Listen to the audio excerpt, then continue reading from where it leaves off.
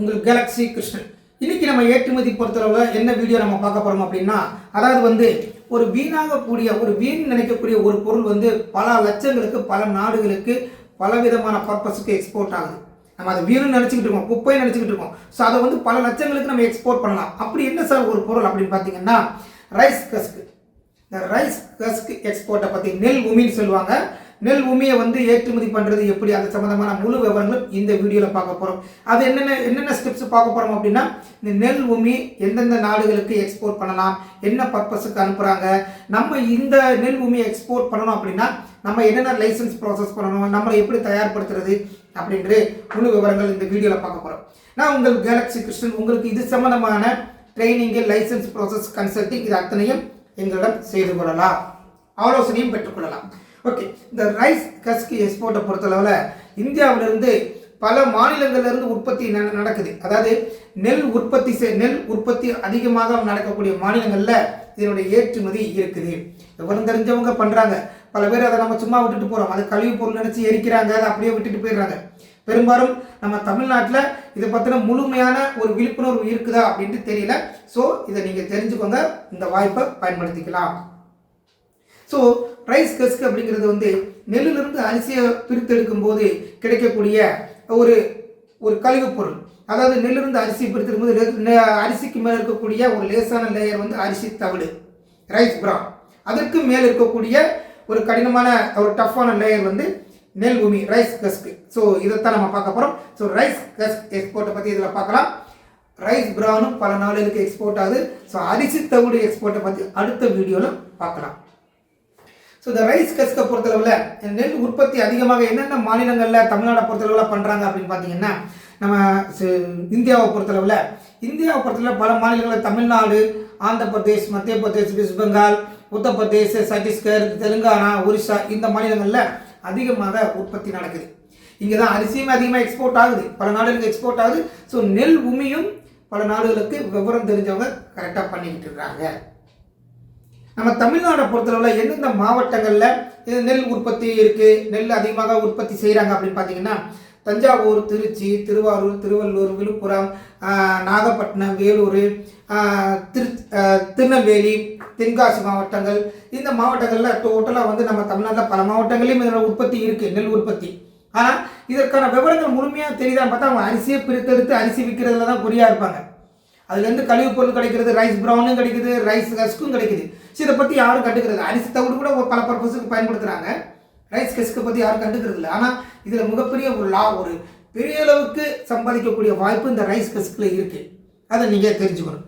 Okay, so இந்த மாவட்டங்களில் உற்பத்தி செய்யக்கூடிய நெல் உற்பத்தியாளர்கள் இதை கொஞ்சம் முழுமையாக தெரிஞ்சுக்கிட்டிங்கன்னா, இதை நீங்கள் ஒரு ரைஸும் அதிகமான விலைக்கு நீங்கள் விற்க முடியும், அரிசியும் அதிகமான விலைக்கு விற்க முடியும். அதிலிருந்து எடுக்கக்கூடிய கழிவுப் பொருளையும் அதிக லாபத்துக்கு விற்க முடியும், மிகப்பெரிய அளவில் வளர்ச்சி அடைய முடியும் விவசாயி பெருமக்கள். ஓகே, அப்படி பார்க்கும்போது நம்ம இந்தியாவிலிருந்து எந்தெந்த நாடுகள் நம்ம நாட்டிலேருந்து இம்போர்ட் பண்ணுறாங்க, பல நாடுகள் இம்போர்ட் பண்ணுறாங்க. அது என்னென்ன நாடுகள் குறிப்பாக பார்க்கும்போது நேபாள், பூட்டான் அண்ட் பங்களாதேஷ் அதிகமாக நம்ம நாட்டிலேருந்து இம்போர்ட் பண்ணுறாங்க. நேபாள், பூட்டான், பங்களாதேஷ் அதிகமாக நம்ம நாட்டிலேருந்து இம்போர்ட் பண்ணுறாங்க. மிச்சம் சில நாடுகள் என்னென்னு பார்த்தீங்கன்னா, Philippines, Vietnam, Costa Rica and Nigeria, south Africa, Australia, Azerbaijan, UAE, UK இந்த நாடுகள் அதிகமாக இம்போர்ட் பண்ணுறாங்க. ஐவரி கோஸ்ட் இது இம்போர்ட் பண்ணுறாங்க. ஸோ இதெல்லாம் ரெகுலராக நடந்துக்கிட்டு இருக்கு. இத்தனை நாடுகள் நம்ம நாட்டிலேருந்து வாங்கிட்டு இருக்காங்க. அப்புறம் எந்த நாடுகளுக்கு நம்ம இதை ஃபோக்கஸ் பண்ணலாம், இன்னும் இந்த நாடுகளை தவிர்த்து ஏற்கனவே இந்த நாடுகள் வாங்கிட்டு இருக்காங்க, வேறு ஏதாவது பண்ண முடியுமா அப்படின்னு பார்க்கும்போது வேறு எந்தெந்த நாடுகளில் ஃபோக்கஸ் பண்ணலாம் அப்படின்னா, இப்போ நம்ம பிரேசில், மொசாம்பிக், மெக்சிகோ, அப்புறம் இத்தாலி, ஸ்பெயின், அப்புறம் கௌதமாலா இந்த நாடுகள் அதிகமாக நம்ம ஃபோக்கஸ் பண்ணலாம். ஏன் ஃபோக்கஸ் பண்ணலாம் அப்படின்னா, இந்த நாடுகள்லாம் மற்ற நாடுகள்லேருந்து வாங்கிட்டு இருக்காங்க. எந்த நாடுகள்லாம் தாய்லாந்து அனுப்புகிறாங்க, சைனா அனுப்புகிறாங்க, யூஎஸ்ஏ அனுப்புகிறாங்க. இதெல்லாம் போட்டி நாடுகள் நமக்கு. அதனால் நம்ம இந்த நாடுகளை டார்கெட் பண்ணும்போது கூடுதலான இறக்குமதிக்கான ஆர்டரை நம்ம பெற முடியும். ஸோ நம்ம ட்ரை பண்ணி பார்க்கலாம். இவ்வளோ நாடுகள் நம்ம நாட்டிலேருந்து ரைஸ் கஸ்க்கு அந்த பொருளை இம்போர்ட் பண்ணுறதுக்கு ரெடியாக இருக்கிறாங்க, வாங்கிக்கிட்டும் இருக்கிறாங்க. அப்படி எவ்வளோ சார் போகுது அப்படின்னு பார்த்தீங்கன்னா, ஒரு வருஷத்தில் ஒரு லாஸ்ட் இயரில் பார்த்தீங்கன்னா 4,50,000 டன், கிட்டத்தட்ட 4,50,000 டன்னுக்கு மேலே நம்ம இங்கேருந்து எக்ஸ்போர்ட் பண்ணிட்டு இருக்கோம் ரைஸ் கஸ்க்கு. இந்த விவரங்கள் பல பேருக்கு தெரியாது. நம்ம அதை வந்து வீணாக நினச்சிக்கிட்டு இருக்கோம். காயர் பித்தும் ஒரு காலத்தில் அப்படி தான் இருந்தது. காயர் பித்தும் ஒரு காலத்தில் வீணான பொருள் அப்படின்னு சொல்லி எரிச்சுக்கிட்டு இருந்தாங்க தேங்காய் நார் கழிவுகளை. இப்போ அதோட இண்டஸ்ட்ரி எங்கேயோ போயிடுச்சு. எவ்வளோ பெரிய இண்டஸ்ட்ரியாக வளர்ந்துருச்சு காயர் பித்து. அது மாதிரி இதுக்குமான விழிப்புணர்வு இன்னும் வருங்காலத்தில் மிகப்பெரிய அளவுக்கு வரும். ஸோ நம்ம இப்பயே பயன்படுத்திக்கணும். ரைஸ் கஸ்க்கு வந்து எக்ஸ்போர்ட்டுக்கான வாய்ப்புகள் இவ்வளோ இருக்குது. ஸோ அதை நம்ம நல்லா பயன்படுத்திக்கிட்டோம்னா மிகப்பெரிய அளவில் ஸோ நம்ம உற்பத்தி பண்ணுறோமோ இல்லையோ, இந்த விவரம் தெரிஞ்சிச்சுன்னா நீங்கள் உற்பத்தி பண்ணுறவங்கள்ட்ட இருந்து வாங்கியாவது நீங்கள் எக்ஸ்போர்ட் பண்ணலாம். அந்த மாவட்டங்களில் இருந்தீங்கன்னா, நெல் விளைச்சல் அதிகமாக இருக்கக்கூடிய மாவட்டங்களில் இருந்தீங்கன்னா இதை நீங்கள் ஒரு ஏற்றுமதிக்கான ஒரு பொருளாக கூட நீங்கள் பயன்படுத்தலாம். செயல்படுத்தி பாருங்கள். ட்ரை பண்ணி தான் பார்க்கணும். ஆர்டர் உடனே கிடைக்குமா சார், எனக்கு கான்டாக்ட் டீட்டெயில்ஸ் கொடுங்க, பையர்ஸோட இன்ஃபர்மேஷன்ஸ் வேணும் அப்படின்லாம் கேட்கக்கூடாது. நீங்கள் அதுக்கான முயற்சி எடுக்கணும். நிறைய விவரங்கள் பண்ண வேண்டியிருக்கு. எடுத்த உடனே நிறைய நெல் பூமி இருக்குது, இது யார் வாங்குவாங்கன்னு சொல்லுங்கள், நான் உடனே அனுப்புகிறேன் அப்படின்லாம் கேட்கக்கூடாது. அந்த பொருள் அனுப்புறதுக்கு என்ன ஸ்டெப்பு எடுக்கணும், நம்ம என்ன லைசன்ஸ் ப்ராசஸ் பண்ணணும், அதற்கான ப்ரொசீஜர் என்ன, இதெல்லாம் நீங்கள் தெரிஞ்சு செயல்படுத்தணும். அதற்கான ஆலோசனை நாங்கள் கொடுத்துக்கிட்டு இருக்கோம், ட்ரைனிங்கும் கொடுத்துக்கிட்டு இருக்கோம். ஓகே. இப்போ இந்த நாடுகள் நம்மகிட்ட இருந்து அதிகமாக இம்போர்ட் பண்ணுறாங்க. என்ன பர்பஸுக்காக வாங்குறாங்க? அதாவது ஒரு பொருளை இம்போர்ட் பண்ணுறாங்க அப்படின்னா அவங்க ஏதாவது பர்பஸுக்கு வாங்குறாங்க. அது எதுக்காக வாங்குறாங்கன்னு தெரிஞ்சு நீங்கள் அனுப்பணும். அப்போ நம்ம என்ன பர்பஸுக்காக இம்போர்ட் பண்ணுறாங்க அப்படின்னு பார்த்தீங்கன்னா பல இண்டஸ்ட்ரிக்கு வாங்குறாங்க, பல இண்டஸ்ட்ரீஸுக்கு வாங்குறாங்க. அப்படி முக்கியமான இண்டஸ்ட்ரி வந்து பார்த்தீங்கன்னா சிலிக்கா இண்டஸ்ட்ரி. ஸோ சிலிக்கா பொருள், அதாவது நெல் உமியை எரிக்கும் போது அதில் கிடைக்கக்கூடிய ஒரு முக்கியமான ஒரு பொருள் வந்து சிலிக்கா. இந்த சிலிக்கா வந்து பல இண்டஸ்ட்ரீஸுக்கு வந்து ஒரு மூலப்பொருளாக பயன்படுத்துகிறாங்க. முக்கியமாக solar industry, electronics industry. Silica இல்லாத பல இண்டஸ்ட்ரீஸ் வந்து சிலிக்கா முக்கியமான மூலப்பொருளாக இருக்குது. அப்போ அந்த சிலிக்காங்கிறது இதிலேருந்து பிரித்து எடுக்கிறாங்க. அதை எரித்து அது ஒரு பக்குவத்தில் பிரித்து எடுக்கிறாங்க. இதுக்காகவே முக்கியமாக வாங்குறாங்க. நீங்கள் இந்த மாதிரி விஷயத்தை தெரிஞ்சுக்கிட்டீங்கன்னா நீங்கள் சிலிக்காவே நீங்கள் பிரித்தெடுத்து சிலிக்காவே அனுப்பலாம். நீங்களே இந்த நெல் பூமியை எரித்து அந்த பக்குவம் தெரிஞ்சுக்கிட்டு அதுக்கான ப்ரொசீஜர் தெரிஞ்சுக்கிட்டு சிலிக்காவே பிரித்தெடுத்து சிலிக்காவை நீங்கள் எக்ஸ்போர்ட் பண்ணலாம். சிலிக்காவை நம்ம டொமஸ்டிக்லேயும் இந்தியாவுக்கும் அதிக தேவை இருக்குது. சிலிக்கா அந்த இண்டஸ்ட்ரீஸ் எதுக்கு தேவைப்படக்கூடிய இண்டஸ்ட்ரீஸ் எதுவோ அதுக்கு அனுப்பலாம். எலக்ட்ரானிக்ஸு அண்டு மற்ற நிறைய இண்டஸ்ட்ரீஸ்க்கு வந்து சிமெண்ட் தயார் பண்ணுறதுக்கு தேவைப்படுது, சோலார் இண்டஸ்ட்ரிக்கு தேவைப்படுது. நீங்கள் ட்ரை பண்ணலாம்.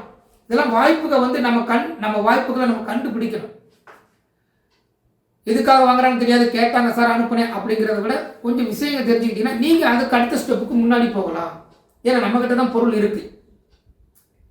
ஸோ இதை பயன்படுத்துங்க. So silica industry. ரெண்டாவது பயோமாஸ் இண்டஸ்ட்ரி. பயோமாஸ் இண்டஸ்ட்ரி வந்து ஃபியூவல் இண்டஸ்ட்ரிக்கு தேவைப்படுது. எரிபொருளாக பயன்படுத்துகிறாங்க. இந்த நெல் பூமியை வந்து எரிபொருளாக பயன்படுத்துகிறாங்க. எனர்ஜி கேஸ் எடுக்கிறாங்க, பயோ எனர்ஜி எடுக்கிறாங்க. ஸோ இதுக்காக பயன்படுத்துறாங்க. அடுத்து வந்து மிக முக்கியமாக thermal sound industry. Thermal sound இண்டஸ்ட்ரியில் வந்து அந்த சவுண்ட் ஃபோர்ஜஸ் தயார் பண்ணுறதுக்கு, அந்த சவுண்ட் இண்டஸ்ட்ரியில் வந்து இந்த ஸ்பீக்கர்ஸ் மாதிரி பண்ணுறதுக்கு அந்த சவுண்ட் ஃபோர்ஜஸ்ன்னு சொல்லுவாங்க. ஸோ இதுக்காகவும் அந்த நெல் பூமி பயன்படுத்துகிறாங்க. அடுத்து ஃபர்னிச்சர் இண்டஸ்ட்ரி. ஃபர்னிச்சர் இண்டஸ்ட்ரியில் நிறைய பிளைவுட் பலகைகள் தயார் பண்ணுறதுக்கு பயன்படுத்துகிறாங்க. பலகைகள், அதாவது பலகைகள், ஃபர்னிச்சர், சோஃபா செட்ஸ் இந்த மாதிரிலாம் தயார் பண்ணுறதுக்கு இது வந்து மூலப்பொருளாக பயன்படுத்துகிறாங்க. இதை வச்சும் தயார் பண்ணுறாங்க.